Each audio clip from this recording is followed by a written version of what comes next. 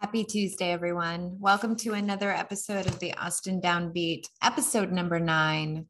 Thank you, as always, to everyone who's watching and subscribing. I've brought you another amazing guest today. It is Jake Lloyd, one half of Ghetto Gala, and a whole in his own right. But before we get to Jake's interview, I want to do a rundown and let you know who's playing this week in Austin. So this covers the 19th through the 25th of April, 2022. So on the 19th, we have Eve 6 playing at the Mohawk. On the 22nd, we have Citizen Cope at ACL Live. Then 3 events on the 23rd. First one on the 23rd, Pat Green is at ACL Live. Jeff Plankenhorn is having his birthday bash at Saxon Pub. And our friends Beetroot Revival are at upstairs at Lambert's on the 23rd. So you're going to have to pick and choose, maybe make a few stops that night on the 23rd. So that's the rundown. And like I always say, follow your favorite artists on Instagram. Make sure you're supporting them on Bandcamp if they have one. But our guest today is Jake Lloyd, a genre bending artist, hip hop, rap, R&B, kind of obsessed with Cold Summer, as maybe you've heard me play in my promo for this. So he's an Austinite, but music really came alive for him and front and center in Corpus in college. He talks about that. Like I said, he's one half of Ghetto Gala with Deezie Brown. Deezie was my guest last week. And they have some new stuff coming out. They're going to be headlining at the Long Center this summer, which is exciting for them. Talks about how he came to music, the process here, and having his own thing with Jake Lloyd, and then also having Ghetto Gala with Deezie. He is the scalpel to Deezie's brush. He is the yin to the yang in that partnership in Ghetto Gala. It's interesting to hear him talk about that. Sweet, sweet guy. So happy I walked up to him and handed him my card. And finally got him in front of me to interview. So without further ado, please enjoy Jake Lloyd. All right. Welcome to the show, Jake Lloyd. Hi, thank you for having me. This interview I've been excited about. It's a direct product of courage on my part because I walked straight up to you and handed you my card. After seeing you at the Austin Music Awards. You jumped up on stage with Deezie, and I was like, okay, I gotta meet him. So I was terrified, but you were so sweet. Thank you. Yeah, no, I think going to those awards was cool to just see everybody back together. That was the first time that some people that I had, just met online and hadn't really met in person yet, and seeing people that I did know personally again after, some people had been a couple of years and several months. So it was just fun to just, Deezie asked me to perform and I was like, man, let's do it. I'll go up there with you. And we had a great time. So I was very appreciative to get your card and to meet you, and, here I am. Yeah. So let's talk a little bit about, I have a lot of questions for you. So let's lay down the foundation. You're born and raised in Austin? Yes, from here. Awesome. That's rare, but lovely to see. Yep. Have you always done music your whole life? Did you kind of grow up in a musical family? I did actually. So my dad did a lot of singing in church, and my grandmother was a pianist, taught music. It's funny, when I was younger, she always I would go to stay with her in Corpus for the summers, and she always wanted to teach me how to read music and how to play piano. And back in those days, I was like, 11, 9, 10, 11 in that age, and I was totally engulfed in sports. All I cared about was sports. Mm. But music was always something that I enjoyed from a young age. My dad would always show me. So music was always around me, even though I wasn't like at that point in time, something that I ever thought about I wanted to pursue. I wanted to really play sports. Which and music sport? was like football and track really was Nice. what I was really into. But music was always like in the family. So it was always a lot of being around a lot of musicians and just growing up in that setting. And then about, I'd say 15, 16 is when I really was like, okay, let's be serious. I'm not going to school I'm not going to be a professional football player. So I kind of was like, really started focusing more on other things I wanted to do, and went to college in 07, met some people there that really kind of was like, okay, maybe I can do this. Started learning a few chords on the guitar and whatever, and then moved back to Austin from college in 09. And that's when I met my producer, Danny, who I was at the award show with. Mm-hmm. And ever since 2010 is when we've been really pursuing. People always ask, like, when did you start? How long have you been doing music? Yeah. I mean, it's been my whole life, but I didn't really start like taking music seriously until about 2010. Nice. Which seems so crazy because I think of 2010 and I'm like, oh yeah, that was just a couple years ago. No. It's crazy that 2010 that's already been like 12 years. You know, we're in that weird part of like, there's just a lot of twos and zeros, and it's kind of like hard to do the math. Definitely. Right? 100%. That's funny. It's so trippy. So in college, was it like you found like a group of people and they were musical, and did they make you feel like, did they give you courage to kind of feel like I could try this to sing? Or it's weird because I went to school in Corpus, Corpus was basically like my second home. Both of my parents are from Corpus. Yeah. And I have a lot of family there, and a lot of family that lives there are musicians. Mm-hmm. So I think it was just being around family and people that were doing music. I have a cousin who was really like about a couple years older than me, and I'm the oldest. I didn't have an older brother, so he was kind of like my older brother. And he was doing music, and he kind of just took me under his wing and showed me a lot of things. But there's this one guy I met in college. His name was Lennon. It wasn't like a group, but it was this one dude. And I would go to his dorm, and he was the one showing me like licks on the guitar. Oh, nice. And he was listening to a whole bunch of stuff that I wasn't really listening to. And like what? I mean, this guy was an encyclopedia of music. He was from pop punk to metal to everything. And back in those days, I was mainly just like hip hop, R&B. That was what I was raised on. So that's what I mainly stuck to. But I always attribute this guy to helping me find my spectrum genres. But yeah, he just opened me up, man. This guy named William Allen. I'll never forget this guy. Still a good friend of mine to this day. But shout out. Yeah, absolutely, absolute shout out. But this dude was Paramore, Kill Switch, just a whole bunch of acts that I had never even I don't know, I had never really given much time to. And I went to college and found out there was this whole world of music that I had been missing out on. And ever since then, it's been like anything I can get my ears on. Like I'm inspired by so much different music now. So it's funny. Every time I talk about that guy, I just, like I said, I give him 90% of the credit because he just showed me there's so much more out there. Isn't it wonderful how people can come into your life 100%. So unexpectedly and just change the trajectory, really? That's exactly what happened. Without even realizing that that's what's happening, right? Maybe in the moment. Sure. I love people like that. So special. Yep.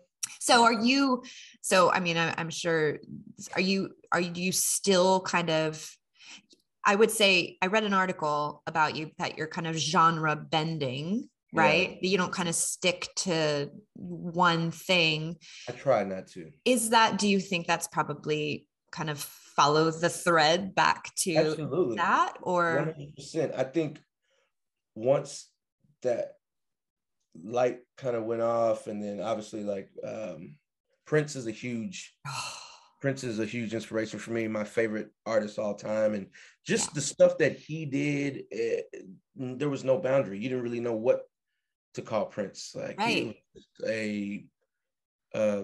the dude was just a walking music note. You know, he was just everything. And I took to that. I think around the same time I started taking music serious back in like 2010 is I really took to Prince and like watching his performances, and, you know, anything I could get my hands on that was Prince, I was, you know, taking in. And it's funny because obviously by that time, the dude was kind of, you know, he had already done so much, but I felt like I had so much to learn. And obviously, like, I knew who Prince was throughout the years, but I didn't really like, it wasn't like Michael Jackson to where I knew, you know, it's Michael Jackson. He was like the biggest pop star ever. Prince was like the second biggest pop star, you know? So like I knew the name, had heard some songs, but I hadn't like really dove in. And then when I did, it was like, you know, so now I use that motto. Like I'm inspired by that outlook in his direction. Cause I mean, there's so much inspiration in all kinds of music. And I work really hard to kind of be, I want it to be just the merger between all the scenes, you know, like I you know, country acts, we all just need to come together on the scene. And that's something that I've always enjoyed. And going to places like the Austin Music Awards, it was fun because it's like everybody, you know, across the board were there. So it was fun to just be in that presence and be respected by everybody. That's all I really set out for, was just to have the respect as an artist from all the genres, you know? So I try not to put myself in a box. It's harder in Austin, especially when you're an up and comer, because people need to be able to call you something, you know? Yes. So, but you know, hey, that's a difficult concept to kind of straddle. And, you know, I agree with you that kind of must be one of the harder parts, because you do want to, attention spans are so short these days, and you really do kind of have to be a walking elevator pitch, you know? And so people need to be able to wrap their arms around who you are and what you're going to be giving them. For sure. At the same time, it makes sense. Yeah, at the same time, you are so much more than that as an artist, obviously, and such a complex human being. Absolutely. So I think at least you know that. So I think a lot of people don't even like think about that kind of stuff. You know, they're just sort of like clinging to the latest thing that they sort of have to do to get whatever the outcome is. So it's nice to hear from people, creatives like you, that you kind of understand that there's something a little bit more important involved here, you know? Yeah. Let's talk a little bit about, so you have your solo Jake Lloyd stuff, which I've been listening to, and it's like Cold Summer, Daily Interlude. Cold Summer is so groovy, and like, it reminds me of like, kind of talking about what we were raised on. Everybody has what they were raised on, right? And so everybody has the opportunity to get their minds blown if they step outside the box of what they were raised on. So I'll say like the halftime show at the Super Bowl, that's what I was raised on. Like when that came on just recently, it was so good. It was so good. I was in the middle of cooking dinner, and I had like a spoon in one hand and the remote in another hand. And I did not go back to the kitchen. My daughter secretly filmed me. And then at one point I was like a professional dancer, Jake. I felt like I was at my best. One of the best halftime shows I've ever seen. For sure. I danced the entire time. It was like, that is what as far as like that genre of music, those are my people. Like that's what I was raised on. Those every song they played was like, oh man, it just took you back. So yeah, like oxygen from my dancing body. Absolutely. But my point in saying all of that was like, your music, like especially Cold Summer and just, you know, that just those groovy, it's reminding me of those. That's It's awesome. bringing back this really nostalgic thing. And I love that you kind of hug the line of like, because I love R&B, like I want to bop my head, I want to shake my butt, you know, like I want to cook to that or whatever. But then I love the rap piece and like the hip hop piece and that kind of just raw edge that comes through and cuts through. Dynamic, there's contrast. It's some of my favorite ingredients. So I'm really, really digging what you're doing. So you have a Jake Lloyd single that maybe you're working on right now. Yes. Okay. We actually, it's funny. We recorded this song back at the top of the pandemic. Yep. This is a similar story to a lot of people I talk to. Yeah, no, seriously. We recorded the song, we shot the video. We've just been kind of sitting on it, trying to figure out the best way to put it out. And it's one of those things where it doesn't feel like it's 2 years old. You know what I mean? When we hear it, it still feels fresh and new and still like up with today's standards. So I'm always like, man, there's really just because I recorded it this year doesn't mean it has to come out this year. Just because it was recorded last year, I don't know. I don't really get too hung up on that. Obviously, if it's too dated, you can tell, but it still feels good. And I think it should be out definitely within the year. I want to say within the next couple months, but cool. Are you just in the final like mixing and mastering kind of stages, or what's the process to get something out? So obviously the creation, you know, is its own thing. And obviously me and my producer come together, and usually he'll have music already ready and we'll sit down and we'll write lyrics and get a melody. Sometimes we'll be in the same space when we come up with a lick or a loop or something. But recording it obviously is its own thing. And then, of course, the post-production, mixing, you got to get artwork, you got to get a video, you got to figure out, reaching out to all the pipelines and people, you know, for promotion and, hey, KUTX, we got this, hey, such and such. So once the song is recorded, I tell people all the time, recording is the easy part. I was just going to say that. That's the easy part. It's all the stuff you got to do afterwards that can be tiresome and trying, but that's kind of where we are. It's about 95% mixed, and like I said, we have cover art, video, so now we're just in that phase of trying to let everybody know, hey, it's coming soon, hurry up and wait, basically, you know what I mean? So I know that very well. So you also are involved. So by the time people are seeing this and this episode is airing, they will have just seen the week before my interview with your pal Deezie Brown, which awesome. I'm so proud of. We have such a great conversation. I'm really, really excited for people to hear it. He's a good dude. He is such a sweetheart. Yeah. No, he really is. I've been watching him perform here and there, and he's been on my radar for like a year. Right. And I'm friends with his management, and I've been Wayne and Rad, so sure. Great. But then he was like, I told him, I'm like, your pal Jake is coming on the show, and he was like, yeah, be sure we talk about Ghetto Gala. I got to. So help me understand Ghetto Gala.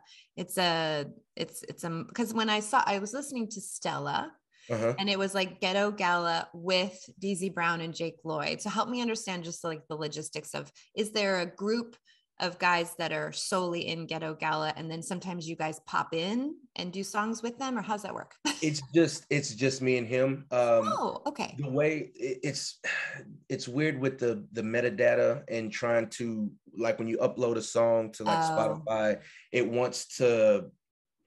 Spotify needs to put it like, whose song is it? So right. Ghetto Gala is its own group that consists of Jake Lloyd and Deezie Brown. And since we're already established on our own, we have our own you're in there already. Profiles, we're in there already. So they just lump Ghetto Gala but yeah, it's just me and him. Yeah. Okay, good. Thank you for clarifying, because Yeah, of maybe there's course. someone out there that had the For same sure. question. Wanted to be Absolutely. really clear on who you are. 100%. Yeah. So what are you guys doing together? Are you Man. recording and putting out some stuff? We've been recording for like the last 7 months. I'm super excited for the Ghetto Gala project. And a lot of the reason why I don't have a said solid date on my own stuff is because I think we've both been putting a lot of eggs in the Ghetto Gala basket too. So I think it would be cool to get the joint stuff out first, and then later on we kind of start working on solo singles and stuff like that. But we're working on another EP, a follow-up to the one that came out last year, which, man, it did so well. But I mean, way better than we expect. I mean, which is always the case for me, because it's, I don't know, like, even though I'm doing good and starting to get some traction in Austin, I'm always just like, I don't know, you know what I mean? So especially this new thing, me and Deezie just kind of came together, and we didn't really know what to expect, and it was received just above and beyond. So I think we started recording dang near right after we put out the first one. So the first record, we had basically all the songs we recorded were like going for that, and that's why it was only 5, because we didn't have a whole bunch of time before, because, you know, we were just like, shoot, this is kind of cool, let's put this stuff out. And now, once we are kind of like, okay, this is a thing, Ghetto Gala is a thing now, we have a lot more music to choose from, whereas not every song that we record is going to be put out. And the first go round, it was like, look, these 5 songs, this all we got. So you know what I mean? So it's cool to now have a choice and enough content to be able to pick and choose. So Deezie's my guy. I love Deezie, like for real. We're like real deal friends. And it's cool to just have another outlet, another partner, somebody else to just bounce ideas. I mean, I talk to the dude almost every day, if not, honestly, every day. And it's just cool. It's refreshing, and it started out like we were always friends, but now it's like, you know, that's my boy. We shared the stage, right? Brothers, no, seriously. And wish him nothing but the best. And when we get on stage together, man, it's just, you know, you can feel it. And that's what I think I've heard a lot. People are like, you can tell you guys are actually friends in real life by watching on the stage. It's like, yeah, we are. So much love to Deezie, and I'm excited about this project and this record, and, you know, let's go. Well, it's funny because one of the things I always say about Deezie that I love so much is that when I see him perform, he just looks, not just his face looks happy, but like his whole body seems happy. And then when you popped up there, I was like, whoa, like now there's 2 of them that just look they're so in the pocket of happiness, you know? And that's really what made me want to walk up to you. And then you looked at me and you gave me the big smile, and I was like, I'm so exactly where I need to be. And I'm so glad that we're finally doing this. What question for you about Deezie, just working so closely together? Where do you guys, how do you fit together? Like, I'm just thinking about, like, what is he really good at that you're not, or like vice versa? Like, how do you guys complement each other? So Deezie, this guy is really good at themes. He's a theme guy. So when we first started recording together, he was like, yeah, man, I just want this to be like he was like Black excellence, but like also we want to show that we're from Texas. And so we want to have some of that Southern, but like, so that's what it's like, Ghetto Gala. It's like a contradiction. And we named a song that. That's why there's a song called Ghetto Gala. That was originally just the name of a song. And I heard that, and I started thinking about his theme and his vision for just us coming together. At this time, it was just us making songs. Like there was no name. It was just Jake Lloyd and Deezie Brown making songs together, and whatever happens, whatever. And then I started thinking, I was like, bro, once you do enough songs with somebody, you're like, we gotta call this something. We gotta make this. This isn't just such and such and such and such making songs. So I was like, Ghetto Gala. That's what this is. We should call that this. And he was like, that's it. But to answer your question, the vision, and then I think what I do is I help accent the vision, because like we accent each other. We're so different, but the same. It's weird because how you can be so similar, but also be so different and bring your own things to the table. I think that I bring the perspective. I think sometimes when you can get lost in like your own vision, sometimes you need somebody to be like, hey, that's dope, let's do that, but what if we also did this and from this, and it's just like devil's advocate and like a business partner is supposed to be. I think what I do well is, what do I do well? I don't know. I just, it's a good exercise for everyone to do, but this is a good one for you. I think I'm good at just not facilitate, because I don't want it to sound like Deezie just does anything. I just, but it's like, I don't know. Are you a details person? Are you into details, or is he more into details? I think I would be more into detail for sure. And I sweat the little things, whereas Deezie's kind of like, bro, big picture. So you're like the scalpel and he's the brush. Yeah, absolutely. And he's like, dude, we'll get Eric on it, and hey, don't worry about it. You know what I mean? And I'm like, okay. Make sure that Eric does it. Right, no. Don't tell Eric I said that. I know Eric.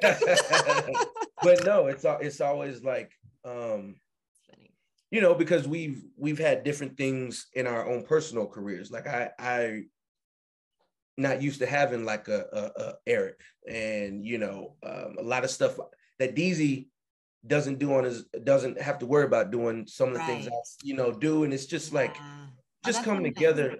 Yeah, it's cool to, like I said, even on my end, I'm so in my brain about the stuff I got going on with Jake Lloyd or whatever. It's cool to just be able to have something. I mean, it's turning into more pressure now, because originally, like I said, it was like Ghetto Gala was the thing that I was like, all right, I can actually put this Jake Lloyd monster to the side and like have some fun and just do this. And it's still fun, but it's definitely, like I said, we didn't expect for it to be, we would still be getting booked and asked to do shows and stuff like that a year later. So well, that's what happens when you're good. The labor of love, you know what I mean? So I'll take it. Yeah, I think it's smart business wise for you guys. You've both laid down a nice solo track, but it's pretty smart to go up to the thing, and that way you're kind of hitting a couple birds with one stone. Another thing, I told him, I said, dude, look, we both have our own respective whatever names going on. What would, if we brought those together and at the right time? And a lot of it was luck, a lot of it was just like the universe, whatever. But I knew people seeing Deezie Brown and Jake Lloyd's name together was gonna, force some sort of reaction. And luckily it's been a good one. So we're just riding it, I love it. Yeah. Absolutely. Well, you guys are so much fun to watch. Anyone watching here that hasn't seen them play together, make sure you find out where can people go? I know you have a Bandcamp, which I always push for people because it is my favorite way to support artists. So I will make sure that people have Bandcamp, but how do people find out? Do you have any upcoming gigs where you and Deezie are together for Ghetto Gala, or some stuff in the works? Yes, we actually, I have, Ghetto Gala doesn't have its own site, but I have jakelloydmusic.com, and it has a link to all my upcoming shows and tour dates and stuff like that. Awesome. Bands in Town is linked to it. But me and Deezie are actually playing the Long Center. We're doing a Ghetto Gala. We're headlining a show. What? Yeah, July. I want to say 7/14. So was that July? Yeah, July 14th. Oh, July okay. 14th. Yeah. Everybody, That's the next one. I'm not sure if they've announced that yet, or but ooh, you get yeah, the scoop. I love it. I love it. it. I love it. Okay, good. Because you guys are just so much fun to watch. So I'm stoked that you guys have that sounds like a bigger kind of show. So that's nice. It's definitely the biggest one the group has done. So awesome. What's the biggest thing you've learned before we say goodbye? What's the biggest thing you've learned in the last, pandemic amount of time? And what's the biggest what's the gold that you found? For just personal and life or music just or all life, of it? Music, whatever you have going on. What have you learned? I've learned so much, I feel like, in these last 2 years, just about myself and my surroundings and the people around me. I think the number one thing is just don't take it for granted, because none of this is guaranteed. And just appreciate the time that you have with the people that you have. And on a music sense, I've learned so much in these last 2 years, as it's probably been my best 2 years on the scene or whatever, but just not being afraid to ask people for advice or help. Like, there's so many people that I would have never thought to reach out to back in 2019. And now those people, I have a direct line and it's just crazy. I've just got to the point where I was like, man, the worst they can tell me is no, or the worst they can tell me is, I don't want to tell you that, or I don't have, like, I'm not going to die. I'm still going to be here after that rejection or whatever. So I really got good. Like I said, I'm taking care of all the Jake Lloyd endeavors right now. So reaching out to people, reaching out to radio stations and radio hosts and whatever, like, just not being afraid to bet on myself, I think is what I've learned the most from a career standpoint, music standpoint, but just enjoying the time you have. Yeah. I know it sounds so cliche, but for real. I get that, but it is so true. All those cliches are really true. And you get to an age, I don't know how old you are, but I just remember, like, I'm well into my 40s. And boy, do I understand those cliches now, right? Absolutely. Yeah. No, mom definitely she was like, one day you'll understand. And I'm starting to understand now. That day is here. Yeah, no, the days are here for sure. So just trying to take it one day at a time, and appreciate it. Yeah. Well, you have such a great head on your shoulders and such a great heart beating in that chest. And I'm so glad that you do what you do and that you trust yourself and that you're staying so aware and you're just pushing every day. And it's inspiring and it's valuable for people to see conversations like this and just to see what's behind. You really do have to believe in yourself and be your own advocate, because even if you have people on a team and whatever, if you don't have that with you in the quiet of your own space, in your own home, in your own bed, then you got nothing. Yeah, 100%. So I can spot it in people from a mile away, and you definitely have that. And it makes me really happy. So keep doing what you're doing. I love it so much. Thank you for coming on. Of course. Thanks for having me. And everybody who's watching this, keep your eyeballs on this guy, and also Ghetto Gala. And any shows that are coming up, I will obviously promote and make sure everyone knows about. So that's going to do it for another episode. Thank you, Jake Lloyd, for coming by and hanging out with us. Until next time, we'll see you later.